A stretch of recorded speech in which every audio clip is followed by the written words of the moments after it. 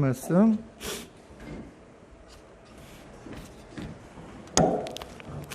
하나님 말씀은 사도행전 2장 1절부터 13절입니다. 사도행전 2장 1절부터 13절.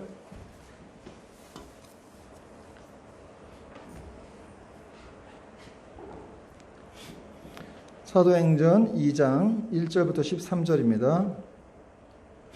찾으신 줄 알고 신약성경 187페이지 정도 있습니다.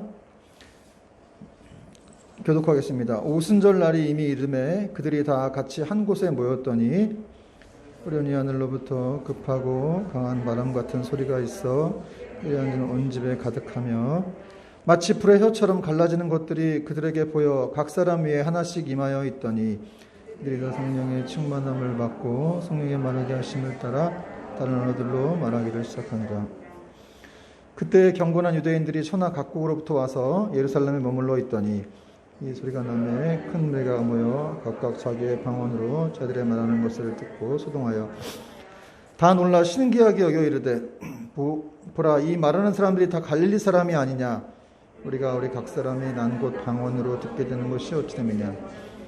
우리는 바데인과 메데인과 엘람인과 또 메소보다미아, 유대와 갑바도기아, 본도와 아시아, 프루기아와 밤빌리아, 애국과 및 쿠레네에 가까운 리비아, 여시방에 사는 사람들과 로마로부터 온 나그네, 곧 유대인과 유대교에 들어온 사람들, 그레데인과 아라비아인들이라. 우리가 다 우리의 각 언어로 하나님의 큰 일을 말함을 듣는도다 하고 다 놀라며 당황하여 서로 이르되 이게 어찌된 일이냐 하며 같이 읽겠습니다. 또 어떤 이들은 조롱하여 이르되 그들이 세술에 취하였다 하더라. 아멘. 오늘도 우리 또 예배에 함께 해주신 여러분들, 우리 옆 사람하고 이렇게 눈빛으로나마 인사하면 좋겠습니다. 반갑습니다. 사랑합니다. 축복합니다.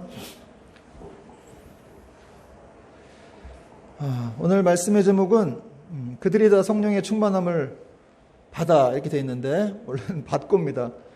구절이 좀 틀렸는데 그들이 다 성령의 충만함을 받고 라는 제목으로 말씀을 증거하겠습니다. 지난주부터 사도행전을 살펴보고 있죠. 지난주가 아닌가요? 더 됐군요. 네, 몇 주 됐는데 오늘은 또 성령님께서 오시는 그런 날에 대한 좀 본문을 살펴보고 있습니다. 여러분, 교회를 다니는 사람들에게 가장 기쁘고 복된 날이 언제일까요? 바로 2000년 전에 예수님께서 약속하신 이 보혜사 성령님께서 이 땅에 오신 날입니다. 정말 교회의 생일이죠. 그래서 이렇게 교회가 태동이 되고 또 성령 세례를 통해서 모든 성도들이 이 성령을 경험하게 된 것, 이것만큼 정말 큰 축복이 어디 있을까 생각이 듭니다. 근데 여러분, 사실 이게 2000년 전 말고 이 신약시대 말고 구약시대에도 이렇게 성령님의 역사는 있었습니다. 창세기 1장 2절에도 보면은 하나님의 영이 수면 위에 운행하시니라, 이런 말씀이 있는데 그때 그 하나님의 영이 성령님이시죠. 그 성령님이 이미 이 세상을 이렇게 창조하실 때부터 함께 성부 하나님과 함께 일하셨다는 것을 성경은 말씀하고 있죠. 또 창세기 1장 26절에도 하나님이 이르시되 우리의 형상을 따라 우리의 모양대로 우리가 사람을 만들자.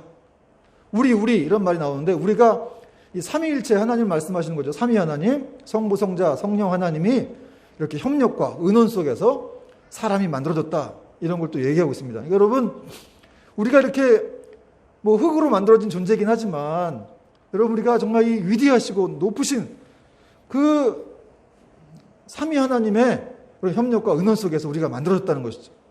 여러분, 자부심 가져야 됩니다. 정말. 그렇죠? 그런 대단하신 분들, 하나님 세 분이 정말 이렇게 우리 인간을 만들 때 의논하셨다. 우리가 우리의 형상대로 우리의 모양대로 사람을 만들자. 또 구약시대 성령님의 역사는 뭐가 있습니까? 삼손과 이런 뭐 기드온 같은 사사들에게 또 성령님, 하나님의 영이 임했었죠. 그리고 엘리야나 엘리사 같은 사람들에게 하나님의 영이 임해서, 뭐 삼손 같은 경우는 하나님의 영이 임해서 막 블레셋 사람들을 막 혼자서 1000명가량 이렇게 죽이기도 하고, 또 엘리사나 엘리야는 뭐 하늘에 불을 이렇게 당겨오기도 하고, 또 죽은 사람을 살리기도 하는 그런 기적들을 행했죠. 또 다윗 왕 같은 사람들에게 또 성령이 임해서, 또 다윗은 나중에 밧세바하고 이렇게 범죄했을 때도 그래서 이 성령의 중요성을 알았기 때문에 주의 성신을 내게 거두지 말아달라. 이런 고백들을 시편 51편에서 한 적이 있습니다. 그러니까 성령님이 구약시대에는 이렇게 한번 오시면 계속 머무는 것이 아니라 왔다 갔다 하셨죠. 인간이 죄를 지으면 떠나가시기도 하고, 그런 것들을 다윗은 이제 알았기 때문에 자기가 죄를 지었을 때 주의 성신을 거두지 말아달라 하는 그런 고백들, 그분이 얼마나 소중한 분인지 알기 때문에 그런 고백들을 했습니다. 자, 그리고 이제 구약 성경 이 선지자 요엘의 예언대로 이제 성령님이 이 땅에 오시게 된 거예요. 그런데 성령님을 보내시기 전에 하나님께서 먼저 예수님을 보내셨죠. 그래서 예수님을 보내셔서 이 땅에 구속사역을 이루게 하시고 그 완결을 이루시기 위해서, 완결을 완전히 완성하기 위해서 이제 성령님을 이 땅에 보내신 겁니다.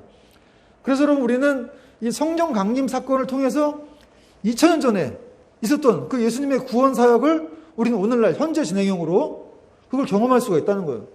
여러분 중에 2000년 전에 예수님 보신 분 있어요? 그분 돌아가시는 거 봤어요? 부활하는 거 봤습니까?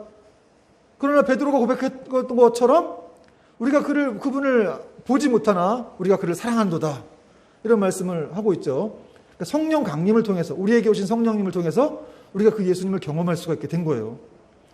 믿음으로, 믿음 안에서 그것들을 경험할 수가 있게 된 겁니다. 그러므로 이 성령 강림 사건은 이 그리스도인들에게는 아주 하나님의 은총 가운데 있는 최고의 사건이라고 할 수가 있습니다. 자, 이제 오늘 본문 1절은 성령 강림에 대한 증언을 하고 있는데 이렇게 시작하죠. 1절, 오순절 날이 이름에 그들이 다 같이 한 곳에 모였더니, 예수님의 영인 이 성령님이 오신 날은 오순절이었어요. 오순절. 그럼 오순절을 좀 알아볼 필요가 있는데, 오순절은 이스라엘 백성들이 애굽의 노예 생활에서 그 해방된 날을 기념하는 그런 유월절 후 첫 안식일 그 다음 날, 그러니까 오늘로 말하면 주일이에요. 주일로부터 한 50일이 지나서 있었던 날이에요. 그게 오순절입니다. 그리고 그 유월절로부터 7주가 지났다고 해서 또 77절이라고도 하고요. 그리고 이 가나안 땅에 들어가서 처음 보리 농사를 짓고 나서 그 열매를 이렇게 거두어서 감사를 드렸다고 해서 또 이렇게 제사를 드렸는데 그게 맥추절인데, 이렇게 오순절은 77절 또 맥추절과 같은 말입니다. 그런데 오늘 좀 주목해 봐야 할 것은 이 오순절이 이르렀다는 거예요. 이르렀다. 이 이르렀다라는 이 단어의 원어적인 의미는 가득 찼다라는 거예요. 가득 찼다. 그러니까 이 오순절이 어떤 인간의 시간의 흐름에 따라서 이렇게 온 게 아니라 인간의 계획과는 상관없이 하나님의 섭리 속에서 그렇게 때가 차서 오순절이 이르게 되었다, 이런 걸 말하고 있습니다. 그러니까 오순절이 그냥 온 게 아니라 하나님의 협력 속에서, 하나님의 섭리 속에서 오순절이 임하게 된 거예요. 그러니까 여러분, 뭐든지 이렇게 때가 돼야 이렇게 하나님의 역사가 이루어진다는 사실을 성경은 또 말씀하고 있죠.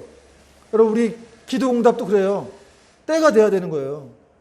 어떤 사람도 변화가 안 되는 사람, 어떤 상황이 변화가 안 되지만 사실은 하나님께서 그 때를 주시는 것이죠. 그래서 그때까지 우리는 기다려야 하는 것입니다. 성경은 그런 때, 하나님이 간섭하시는 때를 이제 카이노스라고 해요. 크로노스와 카이로스라는 그런 시간의 때가 있는데, 어쨌든 이렇게 하나님이 간섭하시는 때, 그때 이런 성령이 부어지게 되었고, 그럼 모인 사람들은 뭐였어요? 다 같이 모여서 다 같이 이렇게 한 곳에 모였더니 이렇게 말씀하고 있죠. 이 다 같이란 말이 한 마음을 품고 이런 뜻인데, 여러분, 이 성도들이 다 같이 한 마음이 됐어요. 제가 지난주에도 설명했지만 다 같이 한 마음 되는 게 쉽지 않다 그랬죠. 그런데 오직 한 마음, 어떤 마음이었습니까? 예수님이 약속하신 그 성령님이 이렇게 오심을 간절히 사모하는 그런 마음이었어요. 그런 마음을 가지고 기다리고 있었죠. 여러분, 이 당시가 오순절이었기 때문에 이 디아스포라 유대인이라고 하는 세계 각지에 흩어져 있는 그런 유대인들이 다 몰려왔어요. 이스라엘 백성들이 이렇게 1년에 3번 정도 3대 명절에, 오순절도 이 명절 중에 포함이 되는데, 다 이렇게 예루살렘의 성지에 와서 순례를 해야 되는데, 그러니까 요세푸스라는 역사가에 의하면 한 200만 정도가 왔을 거다, 이런 얘기를 합니다. 그러니까 그 많은 사람들 중에 120명 모여있는 이런 다락방, 기도하는 사람들에게, 그리고 그들이 어떻게 기도했겠어요? 간절한 마음으로. 어떻게 열흘 동안 기도했잖아요. 그렇죠? 여러분, 하루도 힘든데 열흘을 기도하면서 그 간절한 마음, 낮은 마음으로 기다렸더니 드디어 성령님이 거기에 임하셨다는 거죠. 그 수백만의 사람을 뒤로하고 그 120명의 이름도 없고 볼품도 없는 소수의 사람들에게 하나님의 영이 확 임하신 것이죠.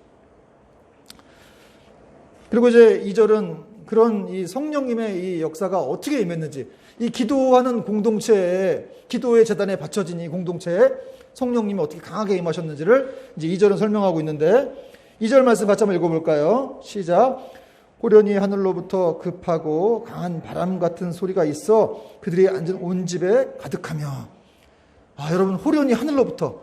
여러분, 성령님이 오심은 어디로부터예요? 하늘로부터라는 것이죠. 땅으로부터 온 게 아니라 옆집에서 온 게 아니고 옆에서 온 게 아니고 하늘로부터 왔다, 이렇게 말씀하고 있죠. 그러니까 여러분, 이것은 사람의 힘과 노력이 아닌 전적인 하나님의 은혜라는 것을 또 성경이 말씀하고 있어요. 여러분, 그렇습니다. 항상 좋은 것은 하늘로부터 오는 거예요.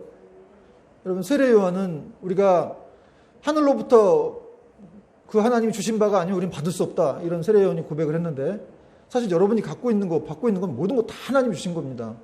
그렇죠? 그래서 여러분, 구원, 은총, 이런 것뿐만 아니라 이스라엘 백성들이 40년 동안 광야에서 뭘 먹었어요? 만나, 이런 것도 하늘에서 왔죠. 또 엘리야가 불을 원했는데 그 불을 내려서 다 이렇게 이 도량을 흩고 왔던 그 불도 바로 하늘에서 내려왔습니다. 여러분, 또 이것은 무엇을 말씀하는 거냐면, 사실은 우리가 돌아갈 곳, 우리가 정말 이렇게 이 땅에 살고 있지만 우리가 정말 가야 할 목적지가 있다는 것이죠. 거기가 바로 하늘이라는 것을 또 우리에게 일깨워주고 있습니다.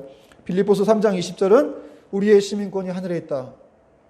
당시 여러분, 로마 시민권을 가지려고 얼마나 사람들이 애를 썼습니까? 그런데 그것보다 더 중요한 것, 우리의 시민권, 성도들의 시민권은 하늘에 있다는 것이죠. 여러분, 그것을 기억하시기 바랍니다. 여러분, 믿음이란 높은 곳을 지향하는 거예요. 그래서 늘 우리의 중심이 위쪽에 있습니다. 사람들이 지나다니면서 맨날 땅만 보고 다니고 그러는데, 그러면 안 됩니다, 여러분. 우리는 계속해서 하늘을 봐야 됩니다. 하늘을 향하여. 또 성령님께서 어떤 초자연적인 상징으로 임하셨는지 또 말씀하고 있는데, 급하고 강한 바람 같은 소리였다. 급하고는 원어적인 뜻은 으르렁대다. 그러니까 강한 바람 같은 세찬 바람이 막 으르렁대는 그런 소리를 낸 거예요. 그러니까 노래 가사 중에도 으르렁이라는 그런 가사가 있는데, 이게 바람 소리가 어떻게 너무 강력한 바람이었기 때문에, 여러분, 태풍 오기 전에 어떤 그 바람이 불 때 소리를 들어봤습니까? 씩 이런 바람 소리가 나죠. 그러니까 이거보다 더 큰 그런 세력의 바람이었던 것 같아요. 근데 여러분, 사실 하나님은 영이시라라고 할 때 그 영이 히브리어로 루아오, 헬라어로 푸뉴마라고 하는데, 그 영이 사실은 바람이란 뜻이에요. 그러니까 하나님이 급하고 강한 바람 같다, 이런 표현이 딱 맞는 것이죠. 하나님은 영이시라. 영도 바람이에요. 그러니까 하나님은 눈에 보이시지 않지만 강력한 바람과 같은 분이라는 것을 성경은 말씀하고 있습니다. 그럼 바람도 보통 센 바람이 아니죠. 그럼 거대한 바람이 불면 우리는 날아가기도 하고 느껴지잖아요. 하나님은 그러신 분이라는 거예요. 또 오늘 이 소리라고 나오는데, 강한 바람 같은 소리, 이 소리는 말씀으로 해석할 수 있는데, 이 소리가 온 집 안에 가득했다는 것은 말씀이, 성령님이 말씀이 돼서 이 성도들 가운데 가득했다, 이런 말을 하고 있는 겁니다. 근데 이게 왜 중요하냐? 여러분, 아까도 말씀드렸지만 구약시대에는 어떤 일부 사람들에게만 성령이 임했잖아요. 그러나 지금은 기도하는 성도들에게 이런 성령님이 다 임했다는 것을 지금 얘기하고 있습니다. 그러면 그 당시 2000년 전에 제가 마가의 다락방에 가보진 않았지만, 그 성령님이 말씀이 돼서 그렇게 성도들 가운데 임했을 때 얼마나 여러분 그 느낌 자체가 충만하고 기쁘고 정말 하늘의 평강을 경험하면서 세상에서는 맛볼 수 없는 그런 은혜를 경험했을까요? 여러분, 이런 하늘의 은혜를 사모하는 여러분 되길 바랍니다. 또 3절을 보니까 성령님은 시각적으로도 볼 수 있는 분이었다고 말씀하고 있는데, 3절 말씀 같이 읽겠습니다. 시작. 마치 불의 혀처럼 갈라지는 것들이 그들에게 보여 각 사람 위에 하나씩 임하여 있더니, 이 불의 혀라는 거는 이게 불이 활활 타오르는 모습을 나타내는 건데, 여러분, 큰 불길을 보면 이렇게 불이 끝에 막 혀처럼 갈라지는 그런 모습들이 있죠. 네, 그런 걸 표현한 건데, 그러니까 여러분, 불, 특별히 이 불이 혀 모양으로 막 이렇게 생겨가지고 그것이 각 사람들 머리 위에 이렇게 있었다는 것이죠. 장관이었을 것 같은데, 근데 여러분, 성경은 이 불에 대해서 불은 하나님의 임재를 상징한다 이렇게 말하죠. 하나님의 임재와 심판을 상징합니다. 그리고 이렇게 하나님의 임재를 상징했던 그런 걸 경험했던 사람이 있죠. 모세가 출애굽기 3장에 보면 이 떨기나무 가운데 하나님이 임하셨던 것들을 경험했죠. 떨기나무에 불꽃이 임했는데 그 나무가 타지 않았습니다. 그 가운데 이렇게 하나님이 임재해 계셨기 때문에 그렇습니다. 그렇습니다, 여러분. 이 떨기나무에 붙은 불은 타지 않았다는 것이죠. 그러나 원래 불은 모든 걸 다 태웁니다. 그런데 하나님의 불, 이 성령의 불은 타지 않는다는 것이죠. 태우지 않습니다. 그러나 여러분, 사람의 열정이나 이 사람의 불, 사람의 탐욕의 불들은 태울 수가 있어요. 잘못하면 잘못된 열정으로 다른 사람을 태우고 나를 태우고 그래서 관계를 파국으로 몰고 갈 수가 있지만, 그러나 이런 하나님의 불은 태우지 않는다는 것이죠. 그래서 우리는 이 하나님의 성령의 불에 붙잡힐 필요가 있다는 것이죠. 우리의 열정, 이게 잘못될 수가 있기 때문에, 열정 갖는 거 좋지만 잘못된 불이 나갈 수가 있기 때문에 그런 것이 하나님께 이렇게 붙잡힐 때에만 온전한 그런 열정이 전달되는 것입니다. 또 모세가 보았더니 하나님의 불은 꺼지지 않고 식지 않는 그런 불이었죠. 그래서 여러분, 우리 인간의 열정은 사그라들고 식을 수가 있지만 이 하나님의 불은 영원히 사그라들지 않고 꺼지지 않습니다. 여러분, 오늘날 이렇게 우리가 이 성령에 정말 이렇게 사로잡혀서, 그 성령의 불에 사로잡혀서 정말 하나님의 뜨거운 불을 세상에 전하는 사람들이 있으면 좋겠어요. 오늘날 여러분, 코로나로 얼마나 많은 사람들이 이런 지금 빙하 같은 시대를 살고 있지 않습니까? 얼음장 같은 이런 차가운 시대예요. 다 죽겠다고 말하고. 여러분, 이럴 때 우리가 성령의 세례를 받은 그 사람들이 성령의 불을 받아서 사람들에게 이 뜨거움들, 그리스도의 사랑을 전해야 된다는 것이죠. 힘 빠져 있는 사람들, 낙심해 있는 사람들에게 하나님의 불을 전하는 저와 여러분 되기를 축원합니다. 여러분, 정말 성령을 받았습니까? 받았다면은 그냥 나 혼자 이렇게 뭐 구원받는 것으로 끝나면 안 된다는 것이죠. 그러라고 하나님이 이 땅에 우리를 보내신 게 아닙니다. 그렇죠? 여러분, 하나님은 우리에게 뭐라고 말씀하셨어요? 너희는 택하신 족속이요, 거룩한 나라요, 왕 같은 제사장들이요. 여러분, 제가 예전에도 한번 설교한 적이 있는데, 이 다윗 왕을 살리기 위해서 이렇게 하나님께서 블레셋을 침공시키는 그런 일을 하시는데, 다윗은 왕이니까 그렇게 하신 거 아니냐 이렇게 말하는 분들이 있지만, 여러분, 성경도 우리를 왕이라고 얘기하고 있어요. 왕 같은 제사장이다. 그 다윗의 하나님은 우리의 하나님이라는 거예요. 그 다윗 한 사람을 구하시기 위해서, 사울로부터 구하시기 위해서 이스라엘을 침공시켜가지고 사무엘상 25장 6장에 이런 내용이 나오죠. 그래서 이렇게 다윗을 못 잡게 하셨다는 거예요. 하나님은 우리를 통해서도 얼마든지 그런 일을 할 수가 있습니다. 우리는 왕 같은 제사장들이기 때문에 하나님의 역사는 얼마든지 우리에게도 다윗과 같은 동일한 역사가 있을 수 있다는 거예요. 그러므로 우리가 결코 우리 스스로를 과소평가하면 안 된다. 내가 뭐 돈이 없고 가진 게 없고 뭐 학벌이 없고 뭐 여러 가지 몸이 건강하지 않고 했다고 해도 성경이 말하는 게 진짜입니다. 그렇지 않습니까? 택하신 족속이고 왕 같은 제사장이고 또 거룩한 나라고 하는 이 모든 것들이 성경이 그럼 하나님 거짓말하는 거예요? 그렇지 않습니다. 우리의 정체성은 그렇게 말하고 있기 때문에 계속해서 우리가 이것은 나의 정체성이라고 심는 것, 그런 것이 중요하죠. 결국 그러한 모습으로 우린 나중에 이렇게 변화될 수가 있는 것이죠. 나는 아무것도 없는데, 나는 뭐 진짜 이런 뭐 보잘것없는 사람이야, 이렇게 계속 생각하면 어떻게 되겠습니까? 하나님이 일할 수가 없는 것이죠. 그러나 하나님의 이런 성경적인 마인드를 내가 이렇게 갖고 있을 때 그런 사람으로 변할 수가 있게 됩니다. 그리고 이제 성령 받은 사람들이 한 말들이 있죠. 성령 충만함 받은 사람들이 한 일이 무엇일까요? 4절 말씀 보니까 그들이 다 성령의 충만함을 받고 성령의 말하게 하심을 따라 다른 언어들로 말하기 시작하였다. 그렇습니다, 여러분. 성령의 충만함을 받으니까 성령의 말하게 하심을 따라 말했다. 다른 언어를 말했다. 이렇게 말하고 있는데, 여러분, 성령 충만함 받은 사람들은 하나님이 말하게 하심을 따라 말하게 되는 거예요. 사람의 말하게 하심을 따라 말하는 게 아니라 하나님이 말하게 하심을 따라, 성령님이 말하게 하심을 따라. 여러분, 우리가 인간적인 자기 말 많이 하잖아요. 뭐 내 욕심으로 말하기도 하고 내 성질대로 말하기도 하지만, 그러나 성령이 임한 사람들은 하나님이 말하게 하심을 따라 말씀하는 것이죠. 그래서 그 하나님의 성품대로 말하기 때문에 많은 사람들에게 위로를 줄 수가 있고 격려를 줄 수가 있고 용기를 줄 수가 있습니다. 그럼 다른 언어는 무엇이냐? 성령 받은 사람들이 다른 언어를 말했다고 하는데 이 다른 언어는 한 번도 배워보지 못한 그런 다른 나라의 모국어를 말하죠.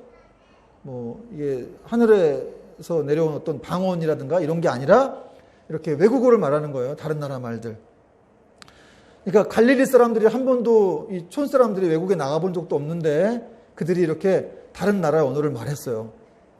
여러분 참 이것이 바로 인간의 이 성령의 일하심, 인간의 우매함을 뛰어넘어 일하시는 성령님의 역사라고 할 수가 있습니다. 여러분 외국어 잘하고 싶은 사람도 많을 텐데 정말 외국어 공부하기 쉽지 않은데 성령 받으면 그냥 외국어가 이렇게 술술 나오는 것이죠. 제가 아는 어떤 선교사님, 목사님 얘기를 들었는데 러시아 가셔서 복음을 증거해야 될 기회가 있었는데 러시아 사람들에게 그때 정말 하나님께 기도했더니 러시아 방언이 임해서 러시아 말로 이렇게 나오게 한 번도 배워본 적이 없는 그런 러시아 말로 설교를 하셨다고 하는 내용을 들어본 적이 있습니다. 여러분 하나님이 오늘날도 죽은 사람도 살리시는데 러시아 방언 정도 나오는 게 대수겠습니까? 정말 필요한 때에 그렇게 우리가 성령님의 은혜를 구하면 그분께서 역사하신다는 거예요. 그리고 성령 받은 사람들이 다른 언어를 말하자 사람들에게 소동이 일어났는데 5절과 6절 말씀 같이 한번 읽어보겠습니다. 시작. 그때 경건한 유대인들이 천하 각국으로부터 와서 예루살렘에 머물러 있더니 이 소리가 남에 큰 무리가 모여 각각 자기의 방언으로 제 아들이 말하는 것을 듣고 소동하여. 여러분 이런 현상이 막 일어나니까 사람들에게 소동이 일어났어요. 이 말의 원어적 의미는 막 신기하고 당황스러웠다, 놀랐다 이런 뜻입니다. 여러분 여러분들이 예수 믿은 것 때문에 어떤 사람들이 이렇게 막 놀라고 신기한 적 있습니까? 여러분 집안에서 소동이 일어난 적 있어요? 내가 예수 믿은 것 때문에? 없으면 있으시기 바랍니다. 그런 일이 있어야 돼요. 우리가 예수 믿는 것 때문에 정말 성령님이 임하시면 이게 놀라운, 정말 여러분 신앙은 사건이거든요. 예수 믿는 건 사건이기 때문에 놀라운 어떤 이런 소동이 안 벌어질 수가 없는 것이죠. 제가 25년, 30년 전에 예수 처음 믿을 때도 제가 몇 분한테 얘기를 한 적이 있지만 제가 워낙 또 이렇게 안 좋게 살다 보니까 저에게 이렇게 막 성령님이 해서 제가 이렇게 변화된 모습을 보니까 제 친구들이 너무 놀래 하더라고요. 도대체 네가 무슨 약을 먹은 거냐? 너 왜 이렇게 된 거냐? 미쳤냐?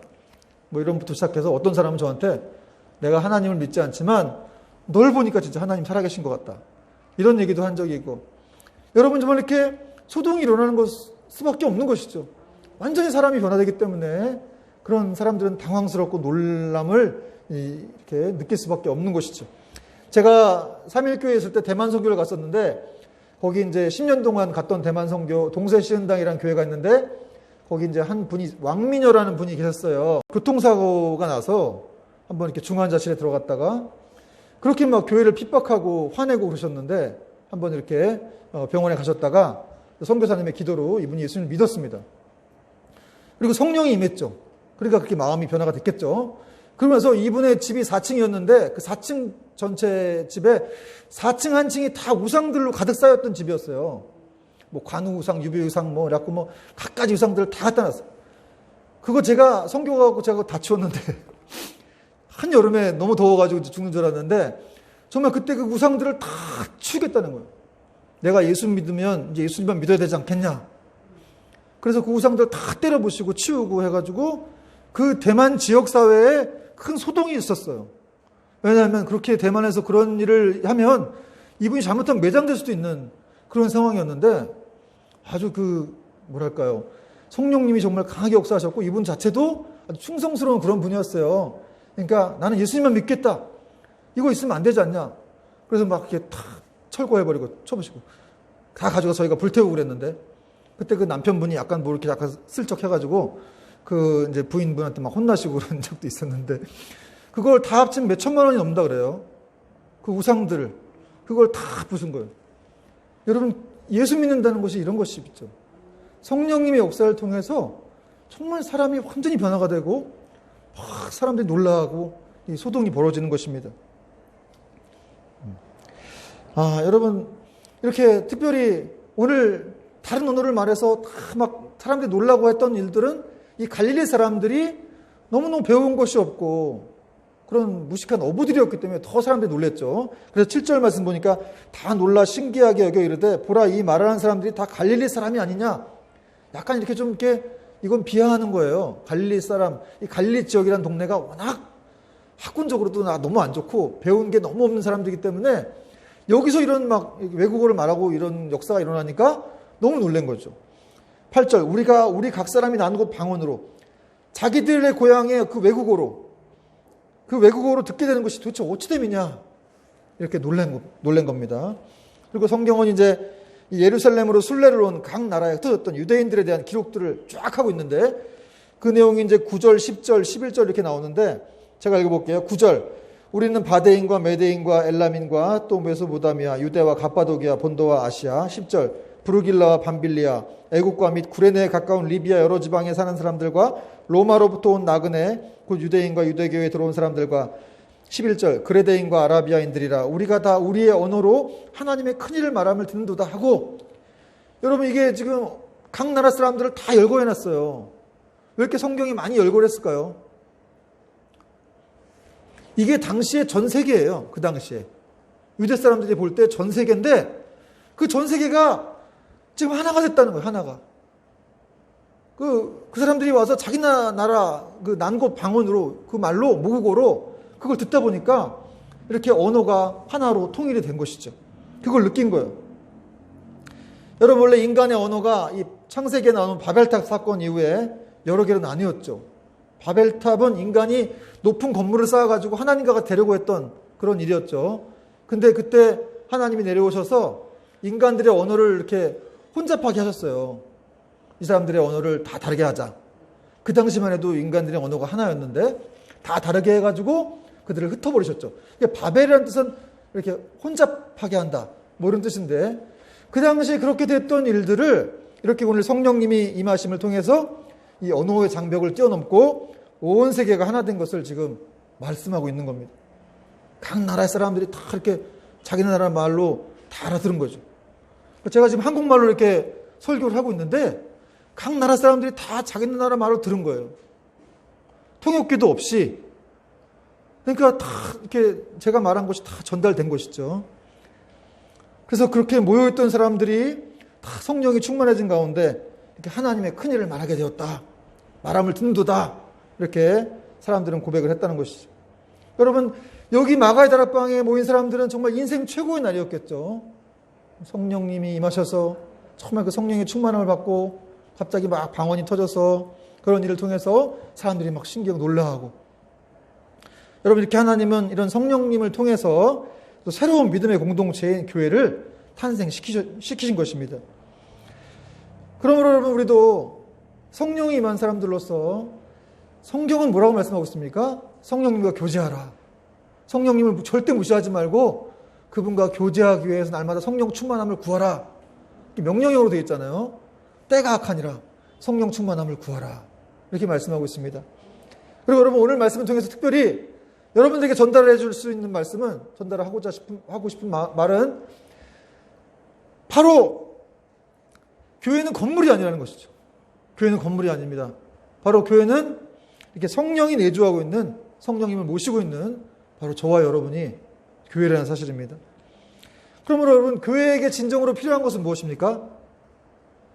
여러분 세상은 뭔가를 이렇게 잘하기 위해서 어떤 재능이 필요하다고 말하고 또 외모가 있어야 된다고 얘기도 하고 잘 살기 위해서 돈이 필요하다고 얘기하지만 진짜 교회에게 필요한 것은 뭡니까? 우리에게 복음이죠. 복음. 복음만이 우리에게 가장 필요한 것이죠.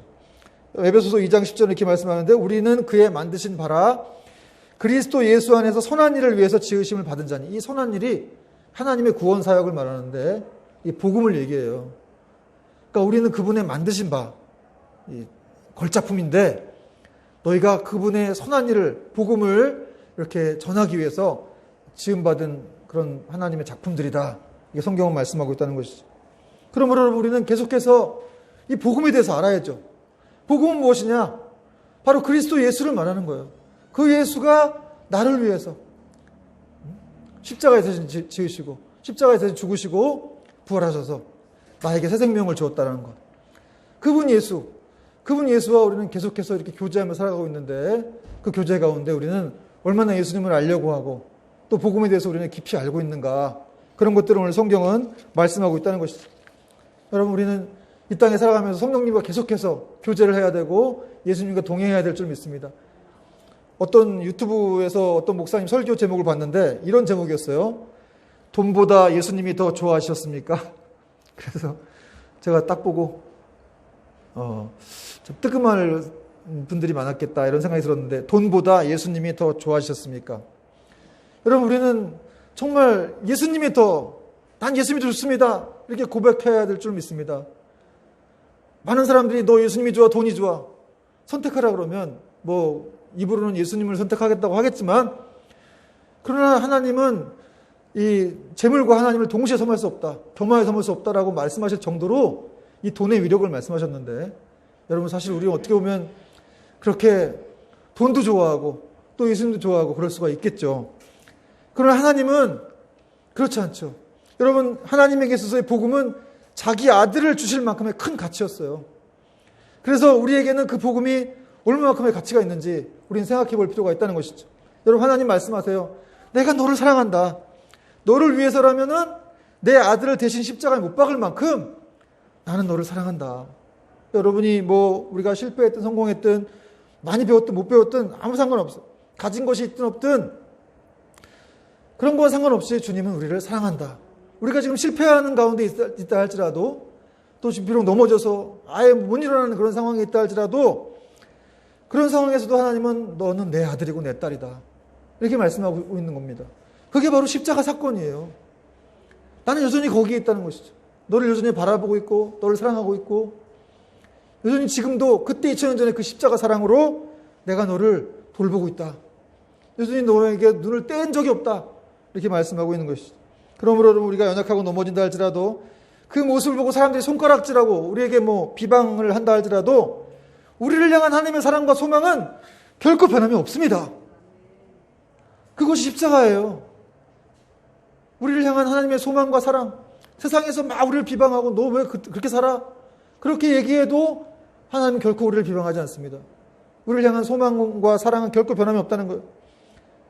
왜냐하면 그 소망 때문에 우리를 교회로 부르셨기 때문에 그렇습니다.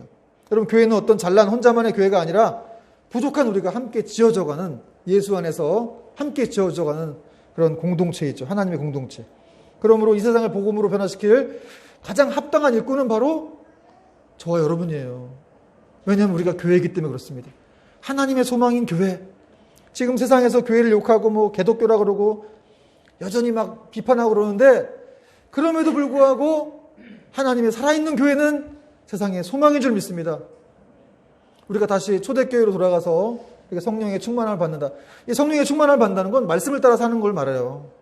말씀을 따라 사는 그런 삶을 살아가고, 초대교회와 같은 그런 은혜를 누린다면, 여러분, 세상은 우리를 쫓아올 것이고, 우리는 세상에게 충격을 줄 것이고, 그들의 소망이 될 것이고, 그들에게 꿈을 줄 것입니다. 그리고 그들은 하나님을 통해 결국 우리 교회를 통해 그들은 하나님을 만나게 되겠죠. 여러분, 이 믿음으로 이 한 주도 승리하신 여러분 되길 바랍니다. 여러분, 우리가 희망이에요. 누가 뭐라고 해도 우리는 하나님의 교회이고, 살아있는 하나님의 교회는 진정한 세상의 소망입니다. 찬양하겠습니다.